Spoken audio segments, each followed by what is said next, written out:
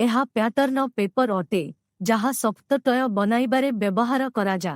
ଏହାର ସାହାଯ୍ୟରେ ସଫ୍ଟଟୟର ବିଭିନ୍ନ ପ୍ୟାଟର୍ନକୁ ଆକାଶକୁ ସହଜରେ ଡ୍ରା କରାଯାଇପାରେ। ଏହା ସହିତ ସଫ୍ଟଟୟକୁ ମନଚାହା ଆକାର ଦିଆଯାଇପାରେ। ବହୁତ ପ୍ରକାରର ପ୍ୟାଟର୍ନ ପେପର ଏବଂ ଡିଜାଇନ ଏହାର ଆରାମ ସହିତ ବଜାରରେ ମିଳିଥା। ଆମେ ଏହି ପ୍ୟାଟର୍ନ ପେପର ସହିତ ଆମ ସଫ୍ଟଟୟ ପାଇଁ ଗୋଟିଏ ସ୍କର୍ଟ ତିଆରି କରିବୁ।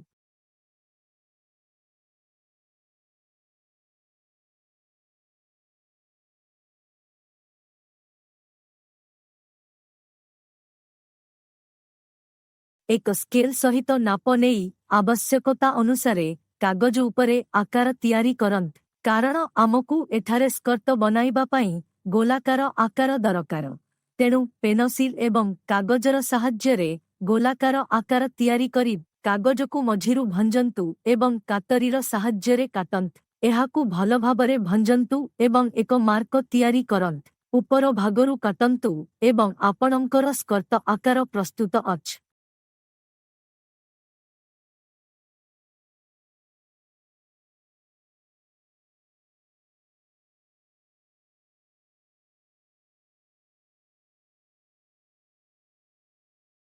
ଆମେ ଏଠାରେ ଏକ କପଡ଼ାର ସ୍କର୍ଟ ପୂର୍ବରୁ ବନାଇ ରଖିଛୁ, କିନ୍ତୁ ଆପଣ ଦେଖିପାରୁଛନ୍ତି ଯେ ଏହାର ଆକାର ଭଲ ଭାବରେ ଉଭାରି ଆସି ନାହିଁ। ଏବେ ଆମେ ପ୍ୟାଟର୍ନ ପେପରକୁ ଏହାର ତଳେ ଲଗାଇ ସିଲାଇ କରିଦେବୁ। ତାପରେ ଆପଣ ଦେଖିପାରିବେ ଯେ ଏକ ସୁନ୍ଦର ସ୍କର୍ଟ ପୂର୍ଣ୍ଣ ଭାବେ ତିଆରି ହୋଇଯିବ।